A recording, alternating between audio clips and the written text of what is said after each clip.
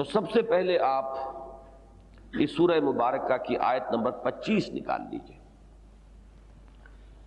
یہ اس سورہ مبارکہ کا عمود معین کرتی ہے، اور یہ جو 2 ورقہ آپ کو تقسیم ہوا ہے اس میں سے بھی اس آیت کے بارے میں جو 3 عنوانات معین کیے گئے ہیں انہیں بھی اپنے سامنے رکھ لیں.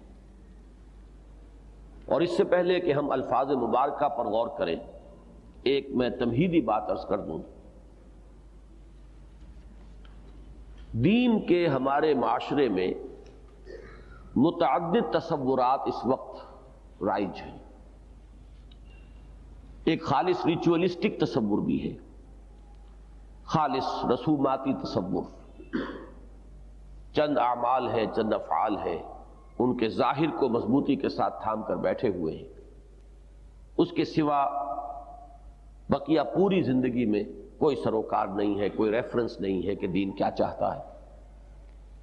پھر یہ کہ ہوتے ہوتے ان افعال و اعمال کا بھی صرف ظاہری چھلکا رہ جاتا ہے، ان کے اندر بھی جو مغز ہے، جو ان کی اصل معنویت ہے، اس کی طرف توجہ نہیں ہوتی. یہ ایک خالص ریچولسٹک کانسیپٹ ہے. میں اس کے برعکس ایک تصور کے لیے جو دین کا میرے نزدیک صحیح تصور ہے، 4 الفاظ آپ کے سامنے رکھنا چاہتا ہوں. ان الفاظ کو پہلے ذہن نشین کریں.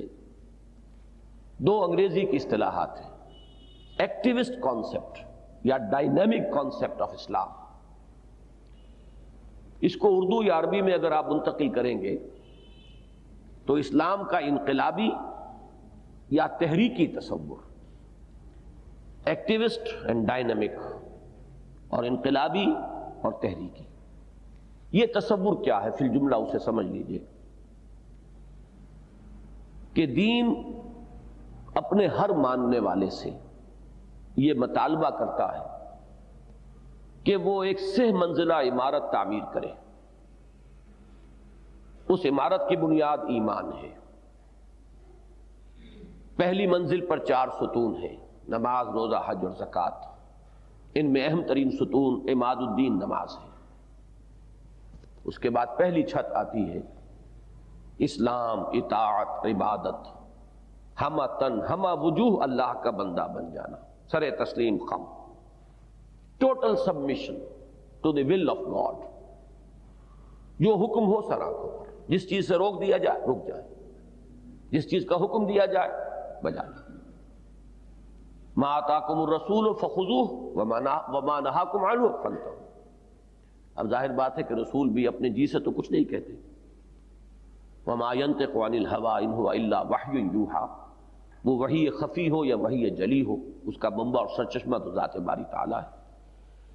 تو اب یہ 4 الفاظ جو ہیں، اسلام، اطاعت، تقوی اور عبادت، ٹوٹل اوبیڈینس، پرستش جمع بندگی، ہمہ تن بندہ بن جانا، اس کی محبت کے جذبے سے سرشار ہوگا. یہ پہلی منزل ہے.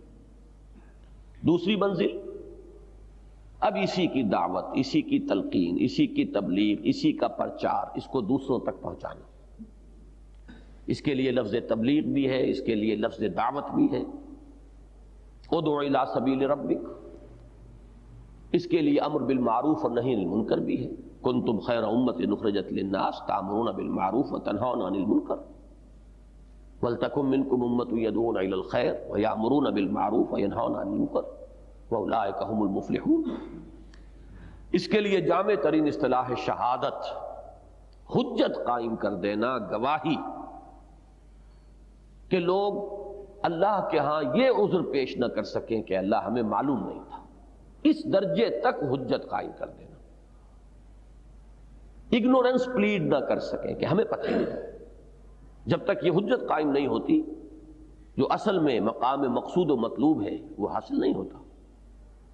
اس درجے میں دعوت، اس درجے میں تبلیغ، اس درجے میں نشر و اشاعت، اللہ کے پیغام کا اس طریقے سے عام کر دینا، اس طرح اس کو مبرہن کر دینا، اس کو دلائل کے ساتھ، اس کو موعظہ حسنہ کی شکل میں، اس کو جدال حسنہ کی صورت میں اس طرح روشن کر دینا کہ یہ نہ کہا جا سکے کہ ہم تک بات پہنچائی نہیں گئی، ہمیں تو معلوم نہیں ہوا.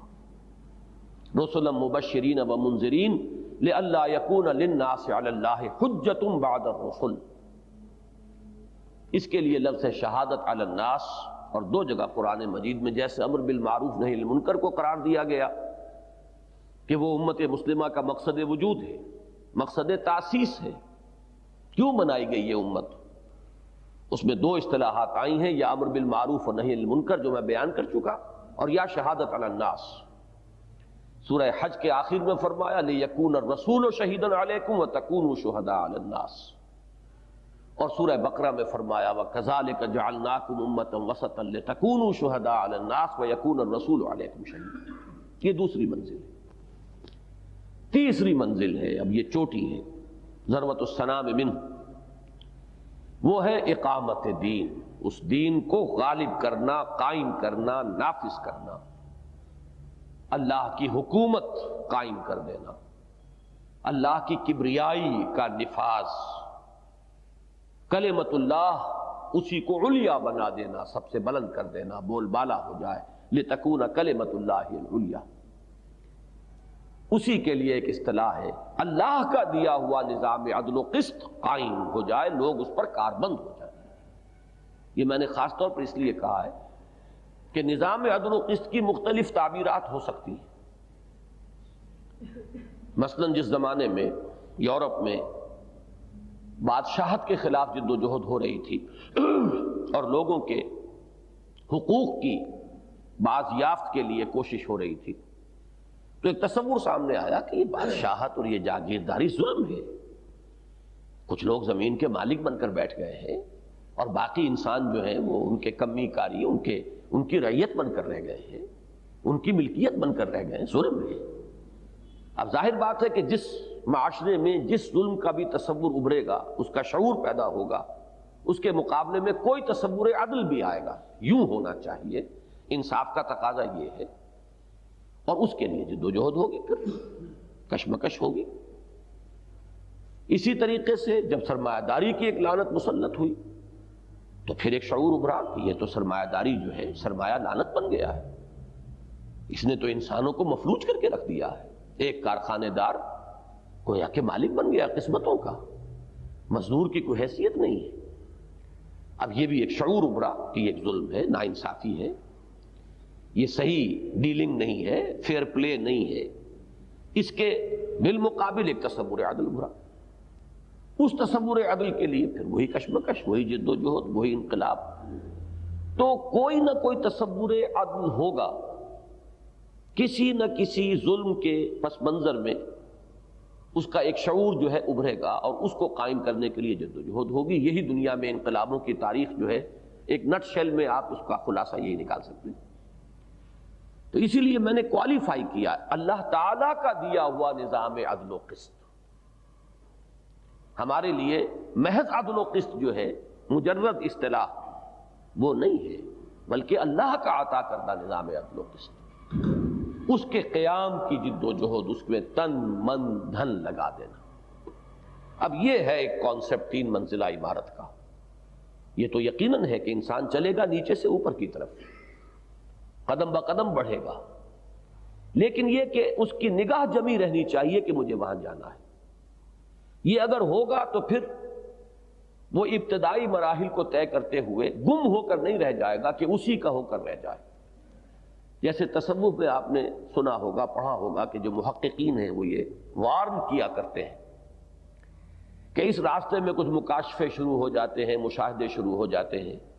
یہ مکاشفات اور مشاہدات اور یہ کرامات، یہ اس راستے کی آفات ہیں، یہ اپنے اندر جذب کر لیتی ہیں۔ بڑی دلچسپی محسوس ہوتی ہے آدمی کو، مجھے یہ معلوم ہو گیا، انہیں معلوم نہیں ہو رہا، مجھے یہ نظر آیا، ان کو یہ نظر نہیں آیا۔ اب اگر اسی میں گم ہو گیا تو اصل منزل اس کی کھوٹی ہو گئی۔ یہ تو یوں سمجھیے کہ درمیانی در حقیقت صرف ایسے مراحل ہیں کہ ان سے بالکل نگاہ جو ہے انسان ان کی طرف کیے بغیر آگے گزر جائے، یہ مقصود نہیں ہے، مطلوب نہیں ہے۔ تو ہر لیول کے اوپر شیطان کا بھی معاملہ یہ ہوتا ہے کہ شیطان ہر شخص کے ساتھ کوئی ایک ہی تدبیر اختیار نہیں کرتا، وہ کسی کو تو کلیتاً روکے گا راہ حق سے، کسی کو ہو سکتا ہے کہ وہ کسی اگلی منزل پر جانے سے روکنے کے لیے پہلی منزل ہی کے اندر اسے گم کر دے، اسی میں اس کو لذت ایسی محسوس ہونی شروع ہو جائے، اتنا لطف آنے لگے، اتنا سرور، ایسا کیف ہو جائے کہ وہ اسی میں مگن ہو کر رہ جائے، اسی میں گم ہو کر رہ جائے، اس سے آگے کی اسے توجہ ہی نہ رہے۔ جیسا کہ آپ کو معلوم ہے بعض اوقات وہ نوافل میں لگا دیتا ہے تاکہ فرائض سے غافل کر دے۔ نوافل، نفل بہت اونچی بات ہے یہ، لیکن یہ کہ نوافل میں آپ کا ایسا انہماک جس سے فرض سے غفلت ہو جائے تو یہ تو آفت ہے، یہ تو شیطانی وسوسہ ہے۔ اس کا مطلب یہ ہے کہ تصور جو ہے برعکس ہو گیا، پورا تصور ڈسٹارٹ ہو گیا۔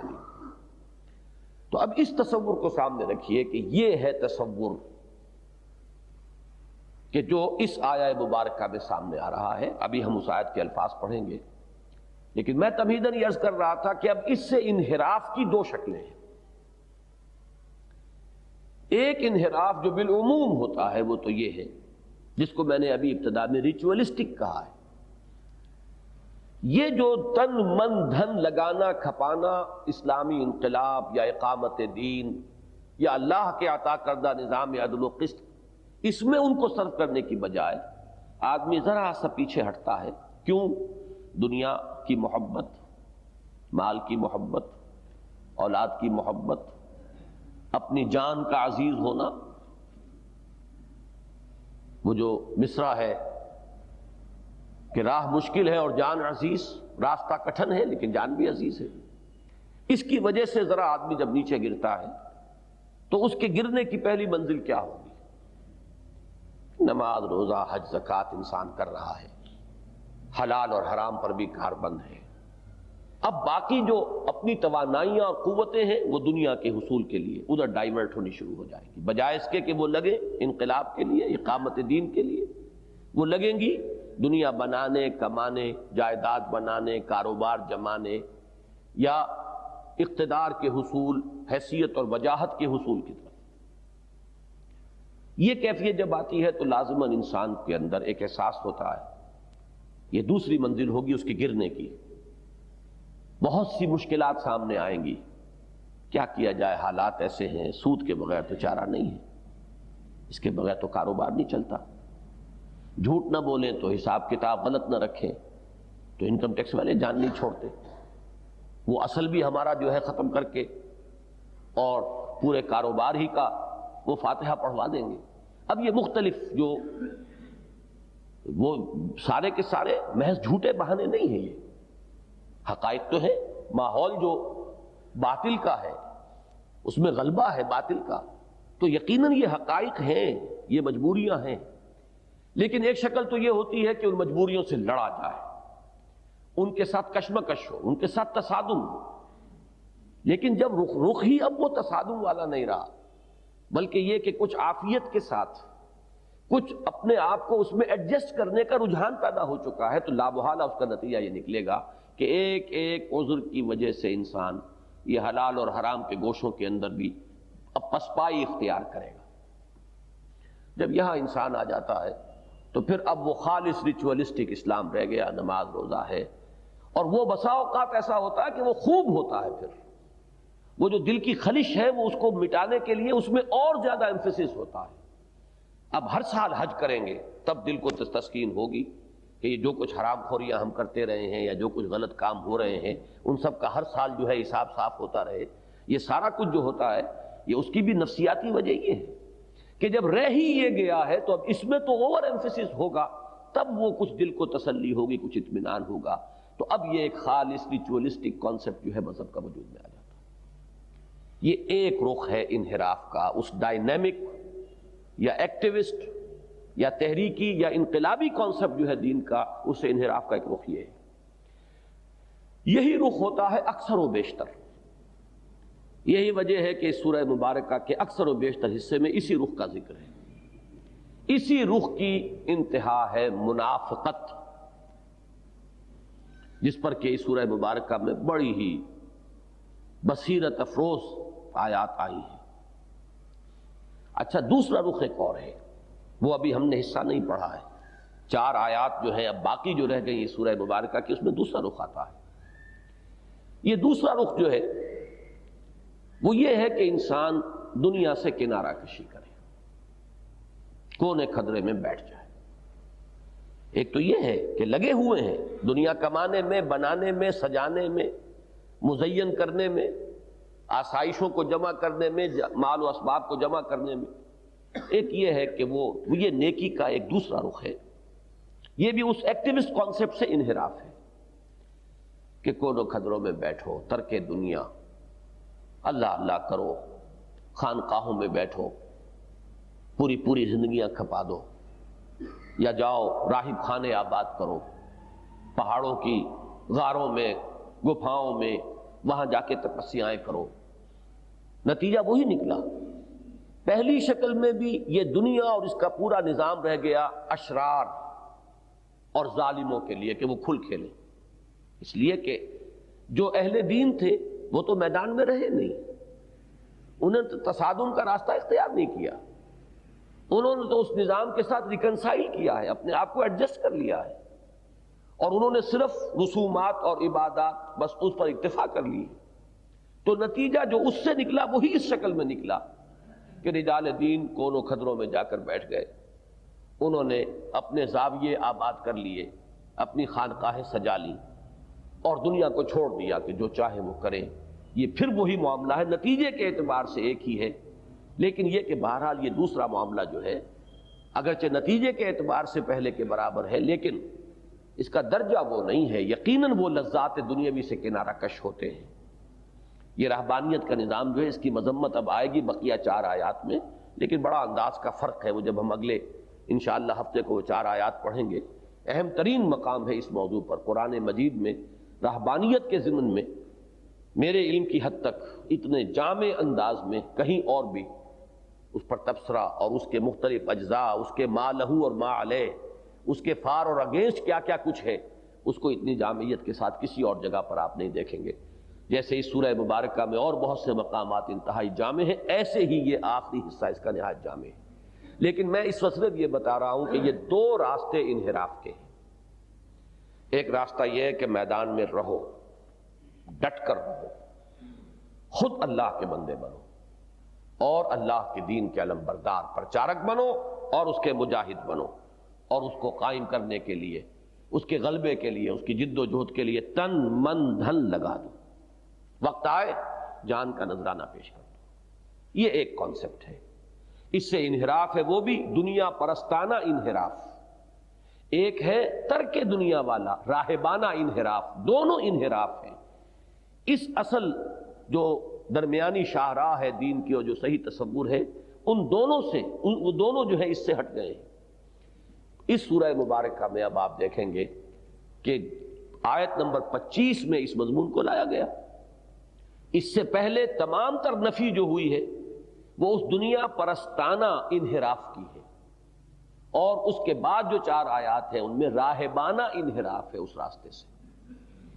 اب آپ اس آیت پہ ایک ایک لفظ پر غور کیجئے۔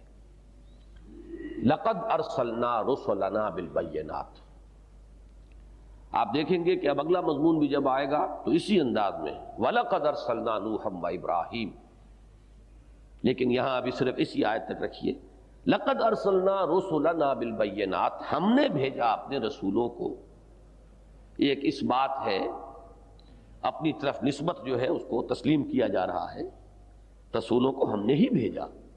لقد، اس میں قد میں جو ہے جو ایک طرح کی تاکید آتی، ہم ہی نے بھیجا، واقعتاً ہم ہی ہیں بھیجنے والے اپنے رسولوں کو۔ بالبینات، بینہ روشن چیز، از خود روشن، از خود واضح، جس کے لیے کسی اضافی دلیل کی اور وضاحت کی ضرورت نہ ہو۔ تو یہ لفظ اگرچہ دونوں معنی میں استعمال ہوتا ہے، جیسے کہ آ چکا ہے اس سے پہلے اسی سورہ مبارکہ کے پہلے رکوع میں آیاتم بینات، یہ آیات روشن آیات قرآن مجید کی، لیکن جب تنہا یہ آتا ہے تو عام طور پر اس کے معنی معجزات ہوتے ہیں، رسولوں کو معجزات جو دیے گئے، جن سے یہ مبرہن ہو جاتا تھا کہ یہ اللہ کے رسول ہیں، خالق کائنات کے نمائندے ہیں، جو یہ نشانی دکھا رہے ہیں وہ نشانی انسان کے بس میں نہیں ہے کہ اس کو وجود میں لا سکے۔ وَأَنزَلْنَا مَعَهُمُ الْكِتَابَ وَالْمِيزَانَ لِيَقُومَ النَّاسُ بِالْقِسْطِ، اور اتاری ہم نے ان کے ساتھ کتاب بھی اور میزان بھی۔ یہ میزان ہے وہ نظام عدل و قسط جو اللہ کا عطا کردہ میزان ہے۔ یہ اللہ کی میزان جس میں طے کر دیا جائے گا کس کے کیا حقوق ہیں، کیا فرائض ہیں، کیا کسی سے لیا جائے گا، کیا اسے دیا جائے گا، what is due from him and what is due to him. یہی سارا معاملہ ہے نظام اجتماعی کے اندر، اسی کا توازن کہ کسی سے کیا شے واجب ہے لی جانی اور کیا شے واجب ہے اس کو دی جانی، حقوق و فرائض کا ایک توازن. اصل میں یہ دو لفظ جو ہیں یہ بھی اعتباری ہیں. ایک شخص کا جو فرض بنتا ہے دوسرے کا وہ حق بنتا ہے. تو اس اعتبار سے بیوی کے جو فرائض ہیں وہ گویا کہ شوہر کے حقوق ہیں، اور بیوی کے جو حقوق ہیں وہ گویا کہ شوہر کے فرائض ہیں. تو یہ فرائض اور حقوق کا ایک بیلنس ہے، ایک نظام ہے، اور وہی نظام ہے کہ جس کو المیزان سے یہاں تعبیر کیا جا رہا ہے. لیکن اہم ترین بات یہ کہ یہ کیوں دیا ہم نے؟ لِيَقُومَ النَّاسُ بِالْقِسْطِ، تاکہ لوگ قائم ہوں اس عدل اور انصاف پر. یہ ساری جو ہے انگریزی کا لفظ استعمال کرتا ہوں ایکسرسائز ان فیوٹیلیٹی، معاذ اللہ، اگر وہ قائم ہی نہیں ہوتا تو یہ سب کچھ ایکسرسائز ان فیوٹیلیٹی شمار ہو جائے گا. کس لیے رسولوں کو بھیجا، کس لیے ایک میزان نازل کی، کس لیے شریعت نازل کی، کیوں ان کو معجزات دیے، ان سب کا تو پھر کوئی ہدف نہیں، کوئی اس کا مقصود نہیں. مقصود یہ ہے لِيَقُومَ النَّاسُ بِالْقِسْطِ. یہ لام سے جو اس کی غایت معین ہو رہی ہے، یہ سب کچھ ہم نے اس لیے کیا. لَقَدْ أَرْسَلْنَا رُسُلَنَا بِالْبَيِّنَاتِ وَأَنزَلْنَا مَعَهُمُ الْكِتَابَ وَالْمِيزَانَ لِيَقُومَ النَّاسُ بِالْقِسْطِ، تاکہ لوگ عدل پر قائم ہوں. پھر یہاں نوٹ کیجئے، میں پہلے عرض کر چکا ہوں، عدل سے مراد کسی اور کا اپنا کوئی ذہن کا گھڑا ہوا نظام عدل و قسط نہیں. اگرچہ یہاں پر لفظ عام ہے لوگ عدل پر قائم ہوں، لیکن اس عدل کا تعین ہوگا میزان خداوندی سے، جو میزان اللہ نے نازل فرمائی وہ عدل قائم. اس لیے کہ آج کل جو یہ بحث چل نکلی ہے قائد اعظم اور علامہ اقبال کے حوالے سے، اب 3 الفاظ تو نوٹ کر لیے ہیں لوگوں نے، اصول حریت و اخوت و مساوات. لیکن اخوت و حریت و مساوات کی ایک تعبیر وہ ہے جو سوشلزم پیش کرتا ہے. اسی حریت و اخوت و مساوات کی ایک تعبیر وہ ہے کہ جو کیپٹلزم یا سیکولرزم کے حوالے سے سامنے آتی ہے. تو محض الفاظ سے تو کوئی بات نہیں بنے گی جب تک کہ یہ معین نہ ہو کہ اس کا فریم آف ریفرنس کیا ہے. اصول اخوت و حریت و مساوات کس معیار کے حوالے سے؟ جب تک کہ اس کے ساتھ کوالیفیکیشن نہ ہو کہ اسلام کے حوالے سے. قائد اعظم کے مشہور جملے میں تو یہ موجود ہے، اسلام کے اصول اخوت و حریت و مساوات کا ایک نمونہ ہم اس دنیا کے جدید دنیا کے سامنے پیش کرنا چاہتے ہیں. اس لیے ہم پاکستان چاہتے ہیں تاکہ ہم وہاں پر ایک عملی نمونہ پیش کر کے مثال قائم کر سکیں. وہاں کوالیفیکیشن اسلام کے لفظ موجود ہے. لیکن یہ کہ اس سے ہٹ کر اب ذرا لوگ جو ہے باتیں آگے، جسٹس جاوید اقبال صاحب جس فلسفے کو اب آگے بیان کر رہے ہیں، تو اس میں ان چیزوں کو مجرد جب لیا جائے گا تو پھر تو اس خاکے جو چاہیں آپ رنگ بھر دیں. اخوت و مساوات و حریت کی تو مختلف تعبیرات ہو سکتی. تو اس لیے میں نے آج عرض کیا خاص طور پر کہ وہ میزان جو اللہ نے نازل فرمائی اس کے حوالے سے عدل و قسط قائم ہونا چاہیے. یہ ہے کہ وہ ہدف ہے آخری جس کے لیے یہ سارا کام اللہ نے کیا. دیکھیے میں نے جو یہاں پہ اس کے لیے عنوانات معین کیے تھے، اس میں پہلا عنوان یہی تھا بعثت انبیاء و رسل اور انزال کتاب و شریعت کا اصل مقصد قیام نظام عدل و قسط. اس کے بعد اب یہاں اس آیہ مبارکہ میں ایک خلا ہے. فل ان دی گیپس یا فل ان دی بلینک جو ہے وہ ہمیں کرنا ہوتا ہے. قرآن مجید میں ظاہر بات ہے کہ ہر جگہ پر ہر بات اپنی پوری تفاصیل اور تمام پہلوؤں سمیت تو نہیں آئے گی. اس کے لیے لازماً ہمیں پورے قرآن مجید کو سامنے رکھنا ہوگا. یہاں تو ایسا محسوس ہوتا ہے کہ فوراً ذکر آ گیا وانزلنا الحدید، ہم نے لوہا اتارا، تو کیا فوری طور پر لوہے کا استعمال ہو جائے گا؟ کیا فوری طور پر قوت کا استعمال ممکن ہے؟ نہ یہ ممکن ہے اور نہ یہ کبھی ہوا ہے. تو درمیان میں جو یہاں خلا ہے، اس خلا کے لیے میں نے ایک عنوان معین کیا ہے، نوٹ کیجئے. دعوت و تذکیر کے ذریعے اتمام حجت کے بعد مخالفین و مانعین کی سرکوبی کے لیے قوت کا استعمال. اس میں جو گیپ ہے وہ کیا ہے؟ وہ دعوت، تبلیغ، وہ جو درمیانی منزل ہے. آپ کو اتمام حجت بھی کرنا ہے، دعوت و تبلیغ ہے، تلقین ہے، اپنے نظریات کی اشاعت ہے، توحید کا پرچار ہے، ایمان کی دعوت ہے، ایمان کو دلوں میں راسخ کرنا ہے۔ اب یہ تمام جد و جہد جو ہے اس کے دو نتیجے نکلیں گے۔ نمبر ایک یہ کہ اسی کے نتیجے میں تو آپ کو مین پاور ملے گی، جو سلیم الفطرت لوگ کھنچتے چلے آئیں گے، جیسے آپ نے کہیں مقناطیس رکھا اور لوہ چون جسے کہا کرتے تھے، وہ جو ہے کھنچتا آئے گا اس کی طرف۔ تو اگر آپ کی یہ دعوت، تذکیر، تبشیر، انذار، قرآن کے ذریعے سے اس فکر کا، انقلابی فکر کا پھیلانا، اس کی نشر و اشاعت، اسی کے نتیجے میں معاشرے کے اندر سے جن لوگوں کے اندر بھی سلامتی طبع ہے، سلامتی فکر ہے، جن کی فطرتیں مسخ نہیں ہو گئی ہیں، وہ جلد یا بدیر ادھر کھنچتے چلے آئیں گے۔ انہی سے اب قوت وجود میں آئے گی، انہی سے وہ طاقت جو ہے فراہم ہوگی کہ جو بعد میں اس لوہے کی طاقت کو استعمال کر سکے۔ ورنہ ظاہر بات ہے کہ محمد الرسول اللہ صلی اللہ علیہ وسلم نے جب دعوت کا آغاز فرمایا تو آپ کے پاس وہ طاقت موجود نہیں تھی۔ عصا نہ ہو تو کلیمی ہے کار بے بنیاد، لیکن وہ عصا تو محمد الرسول اللہ صلی اللہ علیہ وسلم کو خود بنانا پڑا، وہ طاقت فراہم کرنی پڑی۔ وہ قوت جو ہے اس کے لیے دعوت، تلقین، نصیحت، اس کے لیے تبلیغ، اس کے لیے ہر طرح سے، ہر ممکن طریقے پر، آج ہی صبح فجر میں جو آیت آئی تھی لِيَقُولُوا دَرَسْتَ، تاکہ وہ پکار اٹھیں کہ آپ نے حق ادا کر دیا۔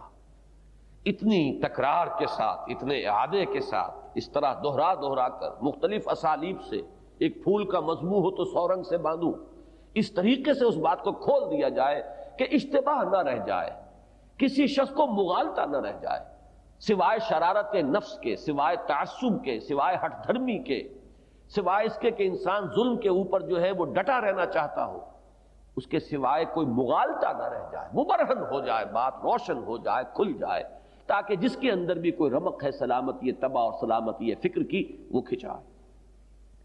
اس لیے یہ آسان کام نہیں ہے۔ مجھے وہ الفاظ یاد آ رہے ہیں، مختلف الفاظ آتے ہیں مختلف روایات میں، لیکن بڑے پیارے الفاظ ہیں جو ایک روایت میں آئے ہیں کہ جب حضور نے حجۃ الوداع میں سوال کیا تھا الا هل بلغت، تو جو جواب ملا تھا اس سے آپ کو اندازہ ہوتا ہے کہ کیا، کس قدر اس کے لیے حضور صلی اللہ علیہ وسلم کو اور آپ کے ساتھیوں کو کتنا خون پسینہ ایک کرنا پڑا۔ انا نشهد انك قد بلغت الرسالة واديت الامانة ونصحت الامة وكشفت الغمة۔ ہاں ہم گواہ ہیں حضور صلی اللہ علیہ وسلم، آپ نے رسالت کی ادائیگی کا حق ادا کر دیا، آپ نے امانت کی ادائیگی کا حق ادا کر دیا، آپ نے امت کی خیر خواہی کا حق ادا کر دیا، آپ نے گمراہی کے اندھیاروں کو پھاڑ دیا، کشفت الغمہ۔ یہ تمام الفاظ بتا رہے ہیں کہ یہ ہے وہ دوسری منزل، دعوت، تبلیغ، تلقین، انذار، تبشیر، تذکیر، وعظ، نصیحت، دعوت بالحکمہ، دعوت بالموعظۃ الحسنہ، دعوت بالجدال الحسنہ۔ اب یہ تمام شکلیں اختیار کر کے، تو یہ ہے درمیانی مرحلہ جو یہاں پر آیا۔ میں نے عرض کیا دو نتیجے اس کے نکلیں گے، ایک اتمام حجت، کہ لوگوں کے اوپر حجت قائم ہو جائے، جو شریر شرارت کی بنیاد پر قائم رہے اسے بھی محسوس ہو کہ ہاں میں شرارت کی بنیاد پر قائم۔ یہ جو فرمایا گیا لِيُحِقَّ الْحَقَّ وَيُبْطِلَ الْبَاطِلَ، اور ساتھ ہی یہ کہ لِيَهْلِكَ مَنْ هَلَكَ عَنْ بَيِّنَةٍ وَيَحْيَىٰ مَنْ حَيَّ عَنْ بَيِّنَةٍ، اس طریقے سے احقاق حق ہو جائے اور اس طرح ابطال باطل ہو جائے، کوئی اشتباہ نہ رہ جائے کہ پھر جسے مرنا ہے وہ بینہ کے ساتھ مرے اور جسے جینا ہے وہ بینہ کے ساتھ جیے۔ اس کے بعد البتہ یہ تیسرا مرحلہ ہے۔ تو میں نے یہاں آج خاص طور پہ واضح کیا کہ اس آیہ مبارکہ کے مضامین میں درمیان میں یہ جو ایک بلینک ہے، جو ایک خلا ہے، اس کو پر کیجئے۔ اور میں آج اللہ کا شکر ادا کر رہا تھا کہ جب میں سرسری طور پر پڑھتے ہوئے میں نے یہ عنوانات اس وقت معین کیے تھے، لیکن یہ کہ یہاں وہ الفاظ جو آ گئے ہیں وہ بہت مناسب ہیں کہ دعوت و تذکیر کے ذریعے اتمام حجت کے بعد اب ایک طرف اس سے اتمام حجت ہوئی، دوسری طرف اس سے آپ کے پاس اب قوت جمع ہو گئی ان لوگوں کی جو اس معاشرے کا صالح عنصر تھا، وہ کھنچ کر آپ کے پاس آ گیا، جمع ہو گیا، اس کی تنظیم اور تربیت کے ذریعے، اس کے تزکیہ اور تعلیم کے ذریعے اب آپ کے پاس ڈیڈیکیٹڈ، ڈیووٹڈ، ڈسپلنڈ لوگوں کی اب ایک جمعیت موجود ہے۔ اب تیسرا مرحلہ آیا وَأَنزَلْنَا الْحَدِيدَ فِيهِ بَأْسٌ شَدِيدٌ وَمَنَافِعُ لِلنَّاسِ وَلِيَعْلَمَ اللَّهُ مَن يَنصُرُهُ وَرُسُلَهُ بِالْغَیبِ، اور ہم نے لوہا بھی اتارا ہے جس میں بڑی قوت ہے۔ باس کا لفظی ترجمہ خالص کیا جائے گا تو قوت، طاقت، لیکن اس کا جو استعمال ہے اس کو اچھی طرح سمجھ لیجئے، یوسیج، اور اکثر و بیشتر زبان میں، لغت میں جو یوسیج ہے وہ معتبر ہوتی ہے، جو اس کا عام استعمال ہو گیا۔ تو جب یہ واحد کے صیغے میں آتا ہے باس، الباس، تو اس سے مراد جنگ ہوتی ہے، اس لیے کہ اس سے زیادہ سختی کی شے، اور جہاں قوت آدمی اپنی امکانی حد تک استعمال کر لیتا ہے وہاں تو یہی ہے کہ آئیدر کل اور بی کلڈ، وہ آخری درجے کی بات ہوتی ہے کہ جس میں انسان اپنی پوری قوت اور توانائی کو بروئے کار لے آتا ہے۔ تو باس واحد ہے تو اس سے مراد جنگ، اور باسا جب جمع کی شکل میں آتا ہے تو وہ فاقہ اور فقر اور اس طرح کے تکالیف اور مضرتیں جو انسان کو پہنچتی ہیں۔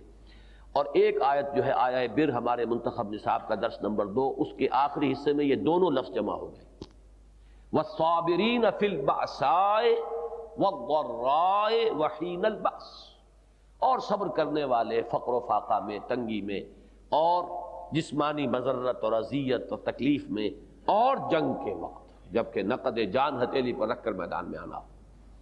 تو وَأَنزَلْنَا الْحَدِيدَ فِيهِ بَأْسٌ شَدِيدٌ وَمَنَافِعُ لِلنَّاسِ وَلِيَعْلَمَ اللَّهُ مَن يَنصُرُهُ وَرُسُلَهُ بِالْغَیبِ، وَلِيَعْلَمَ لفظی ترجمہ ہوگا، اور تاکہ اللہ جان لے، لیکن ہم یہ ترجمہ کرتے نہیں، اس لیے کہ اس میں متبادر ہوتا ہے، مترشح ہوتا ہے کہ شاید اللہ کا علم حادث ہے، کہ پہلے شاید معلوم نہیں، اب معلوم ہوگا اسے معلوم کرنا ہے۔ اصل میں بارہا میں نے عرض کیا ہے کہ کلام اللہ کا ہے، لیکن یہ نازل ہوا ہے ایسی زبان کے لبادے میں کہ جو انسانی زبان ہے۔ عربی زبان تو انسانوں کی زبان ہے، اور انسانی زبان کے اندر ہمیشہ کچھ محدودیت رہے گی، اس لیے کہ وہ زبان تو ڈیولپ ہوتی ہے وہ انسان کے مشاہدات کی بنیاد پر، جو آپ دیکھتے ہیں، پھر اس دیکھنے پر آپ کا جو انٹلیکچوئل پروسیس ہے اس کے ردے قائم ہوتے ہیں، اس سے وہ آپ کے زبان کے اندر الفاظ ڈھلتے چلے جاتے ہیں، اور آپ کے مشاہدے سے ظاہر بات ہے کہ اس کا بڑا گہرا بنیادی ربط رہتا ہے۔ اب وہ ابدی حقائق، اللہ کی ذات و صفات لا متناہی، اور ہماری زبان بنی ہے ہمارے متناہی اور محدود مشاہدات کی بنیاد پر، تو ان حقائق کا ان محدود پیمانوں کے اندر بتمام و کمال بیان ممکن ہی نہیں۔ یہی سبب ہے آیات متشابہات کا۔ یہ نہیں ہے کہ اللہ تعالیٰ کے علم میں معاذ اللہ کوئی کمی ہے، وہ ہر چیز محکم الفاظ میں کیوں نہیں کہہ سکتا، وہ تو کہہ سکتا ہے، لیکن ہم کیسے سمجھیں گے؟ ہماری زبان میں اس کا پیرایا نہیں ہے، ہمارے پاس وہ ذہن ہی نہیں ہے کہ جو ان حقائق کا، جو وہ مطلق حقائق ہے، ان کا کوئی ادراک و شعور کر سکے۔ پھر زبان ہماری ہے جس میں کہ ہمیں بات پہنچانی ہے، لہذا آیات محکمات ہے، آیات متشابہات۔ پھر یہی سبب ہے قرآن میں تمثیلات کے استعمال کا۔ تمثیل کیوں آئی؟ یہی وجہ ہے، دیکھیے سورہ نور کی تمثیل کے بعد فرمایا تِلْكَ الْأَمْثَالُ نَضْرِبُهَا لِلنَّاسِ وَاللَّهُ بِكُلِّ شَيْءٍ عَلِيمٌ۔ اللہ تو ہر چیز کا علم کامل رکھتا ہے، ہر شے اس کو معلوم ہے جیسے کہ وہ ہے، اسے کسی تمثیل کی حاجت نہیں ہے۔ انسان محتاج ہے تمثیل کا، کہ ان لطیف حقائق تک جب اس کا ادراک اور شعور نہیں پہنچ پاتا تو اس سے کم تر، اس کے اپنے دائرہ مشاہدات کے اندر جو چیز ایسی ہو کہ جو اس سے قریب تر اس کے ذہن کو لا سکے، تو ظاہر بات ہے کہ انسان کی مجبوری یہ ہے، انسان کی احتیاط یہ ہے کہ تمثیلات کے پیرائے میں اسے وہ جو ابدی حقائق ہیں اور جو لطیف ترین حقائق ہیں ان کا کچھ دھندلا تصور دے دیا جائے۔ تو یہ بات ذہن میں رکھیے کہ وَلِيَعْلَمَ لفظی ترجمہ ہوگا تاکہ اللہ جان لے، لیکن نہیں، ہم کہیں گے تاکہ اللہ اس کو ظاہر کر دے، کھل جائے، واضح ہو جائے، دودھ کا دودھ پانی کا پانی جدا ہو جائے۔ مَن يَنصُرُهُ وَرُسُلَهُ بِالْغَیبِ۔ اب اس کو پھر نوٹ کیجئے، زندگی کا بنیادی فلسفہ ادرو قرآن، حیات دنیاوی میں میری مراد ہے، دنیا سے، اس زندگی سے، اس وقت قرآن کی روح سے اس کا بنیادی فلسفہ، اس کی غرض و غایت امتحان ہے۔ خلق الموت والحیات لیبلوکم ایکم احسن عملا۔ اب یہ امتحان جو ہے نہ معلوم کتنے اس کے مراحل ہیں۔ پہلا امتحان انسان کی عقل کا، اور اس کے فہم کا، اس کے شعور کا، اس کے ادراک کا ہے کہ وہ خدا واحد کو پہچانتا ہے کہ نہیں پہچانتا۔ اس کی ذات و صفات کا کوئی شعور و ادراک حاصل کرتا ہے کہ نہیں کرتا؟ یہ پہلا امتحان۔ دوسرا امتحان اب اس کے عمل کا امتحان ہے، اس کی سیرت و کردار کا، کہ اب وہ اس کے اوپر عمل کرتا ہے کہ نہیں کرتا، چاہے اللہ کی بات ماننے میں نقصان نظر آ رہا ہو، چاہے اللہ کے کسی منع کی ہوئی چیز میں بظاہر فوری نفع نظر آ رہا ہو، اس کو چھوڑتا ہے کہ نہیں چھوڑتا؟ وہ نقد کو چھوڑ کر وہ ادھار جو ہے، ادھار ہے، جنت تو ادھار ہے، وہ تو اس آخرت میں ملنے والی ہے۔ عام اصول تو یہ ہے کہ نو نقد نہ تیرا ادھار، لیکن یہ اس نقد کو چھوڑ کر اس ادھار پر بھروسہ اس کا اتنا ہے کہ اس کے لیے اس نقد کو چھوڑنے کے لیے تیار ہو جائے۔ یہ امتحان ہے۔ تو یہ تو امتحان ہے۔ مجھے یاد آیا کہ ایک چھوٹا سا مضمون ہے حضرت ابراہیم علیہ السلام سے متعلق، اور مجھے یاد آ رہا ہے ڈاکٹر شیر بہادر خان پنی نے اس کی بہت تعریف اور تحسین فرمائی تھی، اس لیے کہ اس میرے مضمون میں کچھ مولانا ابوالکلام آزاد کا سا انداز ہے، اور وہ مولانا ابوالکلام آزاد کے انتہائی گرویدہ اور بلکہ عاشق زار تھے۔ تو میں نے اس میں یہ درجہ بدرجہ حضرت ابراہیم علیہ السلام، قرآن مجید چونکہ کہتا ہے وَإِذِ ابْتَلَىٰ إِبْرَاهِيمَ رَبُّهُ بِكَلِمَاتٍ فَأَتَمَّهُنَّ، یہ حضرت ابراہیم کی زندگی کا گویا کہ لب لباب ایک جملے کے اندر ہے۔ قدم قدم پر امتحان آئے۔ پہلے عقل و فطرت کا امتحان تھا کہ شرک کے گھٹا ٹوپ اندھیرے ہیں جس ماحول میں شعور کی آنکھ کھول رہا ہے اللہ کا ایک بندہ، لیکن ان گھٹا ٹوپ اندھیروں میں توحید کو دیکھنا، توحید تک رسائی حاصل کرنا، یہ ان کی فطرت اور ان کی عقل سلیم کا امتحان تھا۔ وہ اس کو پاس کر گئے۔ انی وجہت وجہی للذی فطر السماوات والارض حنیفا وما انا من المشرکین۔ اب امتحان شروع ہوئے، اب اپنے معاشرے سے ٹکراؤ ہو گیا، اب پورے گھر میں والد جو ہے وہ گھر سے نکال رہے ہیں۔ اراغب انت عن آلہتی یا ابراہیم لئن لم تنتہ لارجمنک واہجرنی ملیا قال سلام علیک ساستغفر لک ربی انہ کان بی حفیا۔ پھر پورے معاشرے سے ٹکراؤ ہو رہا ہے، چکنا چور کر کے رکھ دیے ہیں ان کے سارے وہ بت، اور پھر جو کچھ ہوا ہوگا اس کا ہم تصور نہیں کر سکتے، لیکن کس قدر ڈٹ کر اللہ کے اس بندے نے کھڑے ہو کر موب کو فیس کیا۔ موب کو فیس کرنا آسان نہیں، جبکہ جذبات اس ہائٹ پر پہنچے ہوئے ہو کہ ان کے معبود توڑ پھوڑ کر رکھ دیے۔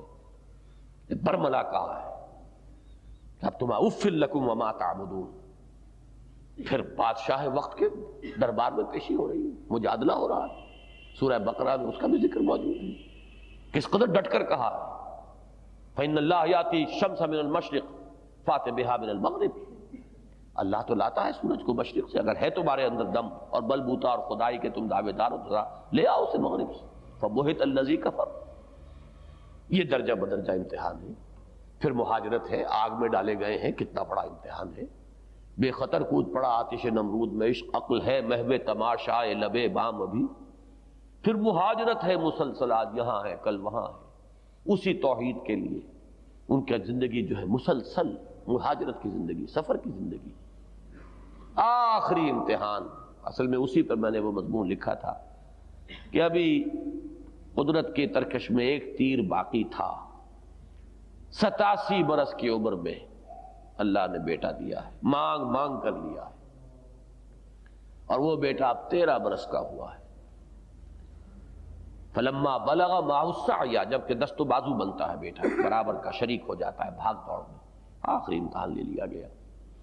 تو یہ امتحانات ہیں۔ یہاں پر بھی نوٹ کیجئے کہ یوں تو وہ سارے درمیانی مراحل جو میں نے گنوائے ان میں بھی قدم قدم پر اہل ایمان کے لیے امتحان آئے گا، لیکن آخری امتحان یہ ہے وَلِيَعْلَمَ اللَّهُ مَن يَنصُرُهُ وَرُسُلَهُ بِالْغَيْبِ، تاکہ اللہ دیکھ لے یا ظاہر کر دے کون ہے اس کے وہ وفادار بندے جو اس لوہے کی طاقت کو ہاتھ میں لے کر مدد کرتے ہیں، اس کی بھی اور اس کے رسولوں کی بھی، اس کے باوجود کہ غیب کا پردہ حائل ہے۔ اب اس کا ترجمہ یہ بھی کیا گیا کہ اللہ غیب میں ہے، اور میرے نزدیک بہتر ترجمہ یہ ہے کہ ہم غیب میں ہیں۔ اغیب و ذو اللطائف لا یغیب، ہم غیب میں ہیں۔ اللہ غیب میں کہاں ہے؟ اللہ تو ہر آن ہر جگہ، لیکن یہ کہ در حقیقت ہم غیب میں، محجوب ہم ہیں۔ کشف المحجوب، اسی لیے مجھے نام بہت پسند ہے، شیخ علی حجویری رحمۃ اللہ علیہ کی کتاب کا عنوان کشف المحجوب، محجوب تو ہم ہیں، پردے میں ہم آ گئے ہیں۔ اغیب و ذو اللطائف لا یغیب.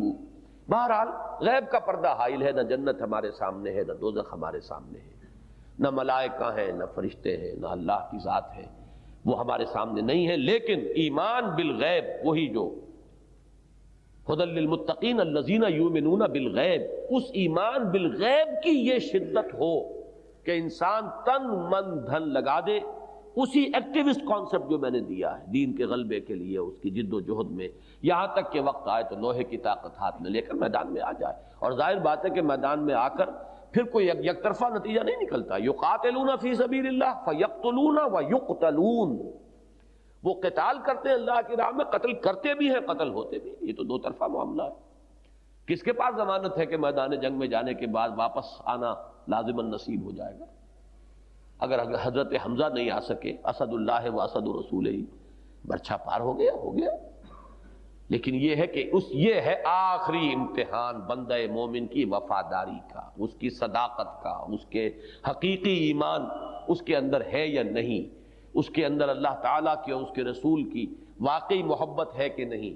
وہی آیت ذہن میں لے آئیے، قل ان کان آباؤکم وابناؤکم واخوانکم وازواجکم وعشیرتکم واموال اقترفتموها وتجارۃ تخشون کسادها ومساکن ترضونها احب الیکم من اللہ ورسولہ وجہاد فی سبیلہ فتربصوا حتی یاتی اللہ بامرہ واللہ لا یہدی القوم الفاسقین. تین محبتیں ہیں، اللہ کی محبت، اس کے رسول کی محبت، اور اللہ کی راہ میں جہاد کی محبت. یہ ہے وہ ڈائنامک کانسیپٹ. باقی ساری چیزیں اس میں مندرج ہو جائیں گی. یہ نہ سمجھیے کہ نماز یہاں نہیں ہے، روزہ نہیں ہے، وہ تو پوری عمارت. جب تیسری منزل آپ کی نگاہ میں ہے تو ظاہر بات ہے پوری عمارت ہوگی تو وہ تیسری منزل آئے گی. وہ چار ستون ہوں گے تو کوئی تصور ہوگا پہلی چھت کے بھی کھڑے ہونے کا، پھر دوسری کا، پھر تیسری کا. لیکن یہ کہ نگاہ جو ہے وہاں پر جمی رہے، وہ جو ہدف ہے وہ سامنے رہے، وہ اوجھل نہ ہو جائے. جیسے ہی وہ ہدف اوجھل ہو جاتا ہے پھر جیسا کہ میں نے عرض کیا، رفتہ رفتہ you sink down to the bottom. پھر وہ ایک خالص ریچولیسٹک دین بن جائے گا. دنیا پرستی، پوری محنت، جد و جہد، بھاگ دوڑ دنیا کے لیے صرف ریچولز کا ایک ضمیمہ ہے، ایک اپینڈکس ہے جو اس کے ساتھ چپکایا ہوا ہے، جس کی کوئی حقیقت نہیں. اور یا پھر بہت کم لوگ ایسے ہوں گے، اور وہ بڑی ہمت والے لوگ ہوتے ہیں، معمولی بات نہیں ہے. ترک دنیا آسان کام نہیں ہے، لیکن یہ کہ ترک دنیا کر کے اور پھر گوشوں میں جا بیٹھنا، یہ بھی ایک گمراہی اور انحراف کی دوسری شکل ہے. یہ ہے درمیان کا راستہ. آخری دیکھیے الفاظ اس آیت مبارکہ کے، اکثر و بیشتر جب اس آیت کا درس ہوتا ہے تو یہ آخری الفاظ جو ہیں رہ جاتے ہیں، پھر ان کا حق ادا نہیں ہوتا. ان اللہ قوی عزیز، اللہ قوی ہے، عزیز ہے، زبردست ہے، قوت والا ہے. اسے احتیاج نہیں ہے، آنے واحد میں چاہے تو اس نظام باطل کو ختم کرے، نظام حق کو قائم کر دے. کیا اس کی قدرت سے بعید ہے؟ اس کے لیے تو ایک حرف کن ہوگا کہ تمام لوگ پکے مومن بن جائیں. نہ ابو جہل کفر پر اڑا رہ سکتا ہے، نہ ابو لہب، کسی کے لیے ممکن ہی نہیں. اللہ کے قبضہ قدرت سے تو کوئی باہر نہیں ہے. کوئی کفر کر رہا ہے تو اس لیے کر رہا ہے کہ اللہ نے رسی ڈھیلی کی ہوئی ہے، چھوٹ دی ہوئی ہے. کوئی جرم کر رہا ہے، معصیت کر رہا ہے تو اس لیے کر رہا ہے کہ اللہ نے اس کے لیے جو ایک تکوینی طور پر ایک اذن جو ہے وہ دیا ہوا. جاؤ ٹھیک ہے، جدھر جانا چاہتے ہو، اما شاکرم و اما کفورا. چاہو تو شکر گزاری کی روش اختیار کرو، چاہو تمہارا اختیار ہے ناشکری کی روش اختیار کرو.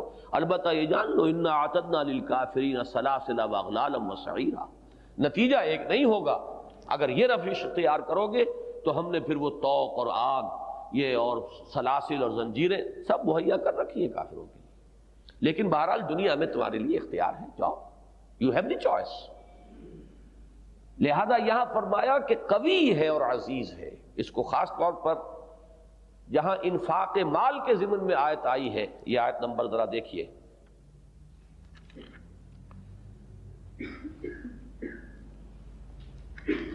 آیت نمبر 23 اور 24 ذرا دیکھیے.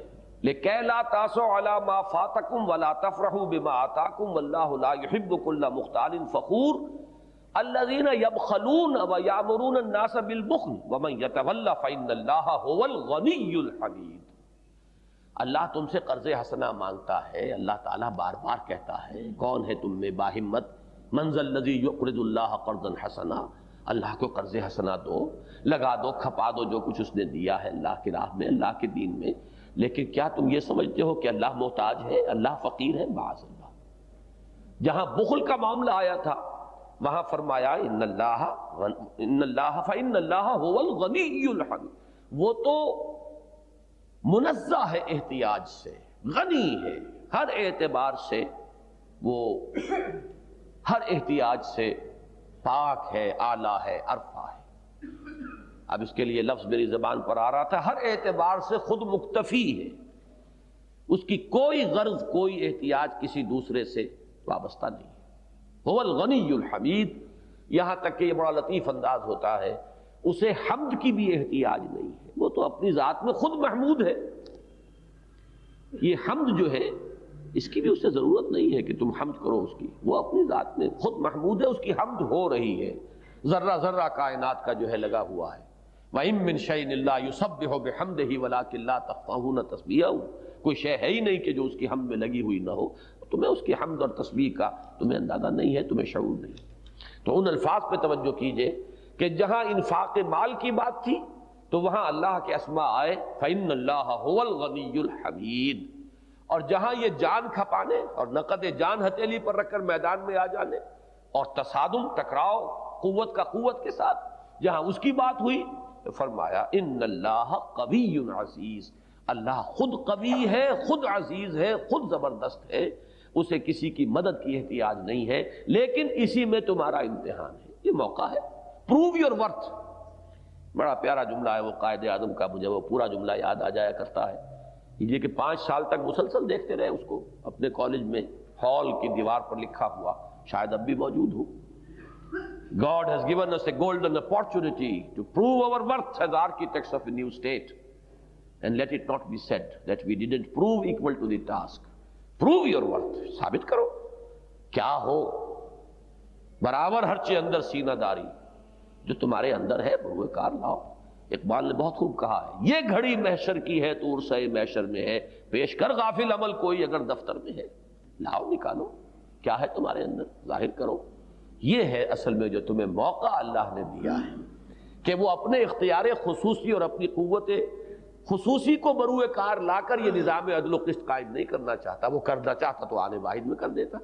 پھر تمہیں کیسا موقع ملتا اپنے مقام اور مرتبے کے اظہار کا اور اپنی جانثاری جو ہے اس کا ثبوت فراہم کرنے کا اور اپنے خلوص و اخلاص اور وفاداری کا ثبوت فراہم کرنے کا موقع تمہیں نہ ملتا۔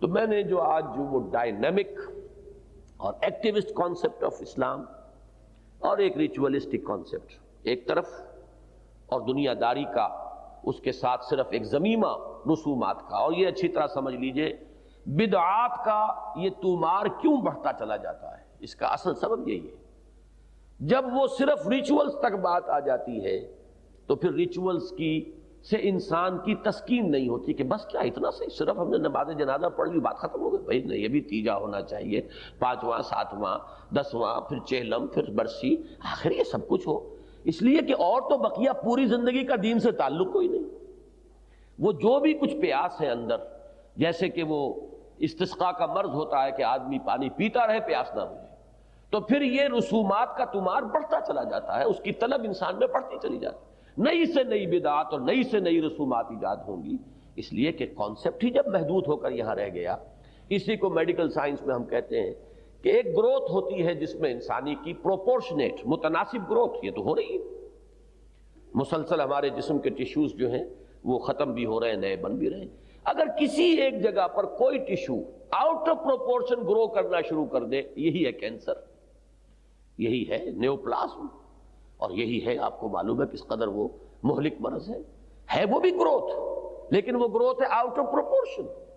پورے وجود کی ایک متناسب اور متوازن اگر ہو رہی ہے ترقی اور ارتقاء اور تو ٹھیک ہے سر آنکھوں پر، لیکن کوئی ایک ٹیشو کسی ایک جگہ سے وہ آؤٹ آف پروپورشن گرو کرنا شروع کر دے، یہی کینسر بن جائے گا۔ تو در حقیقت یہ بدعات کیا ہے، اس دین کا کینسر ہے، اور کس لیے ہے، بحث پیدا کیوں ہوتی ہے، اس لیے کہ جب وہ دین آ گیا صرف ان تک تو پھر پیاس بجھتی نہیں، اور واقعہ یہ ہے جس شخص نے بھی دین کی حقیقت کو کچھ بھی سمجھا ہے، واقعہ یہ ہے کہ اسلام میں ریچولز کا دائرہ انتہائی محدود ہے۔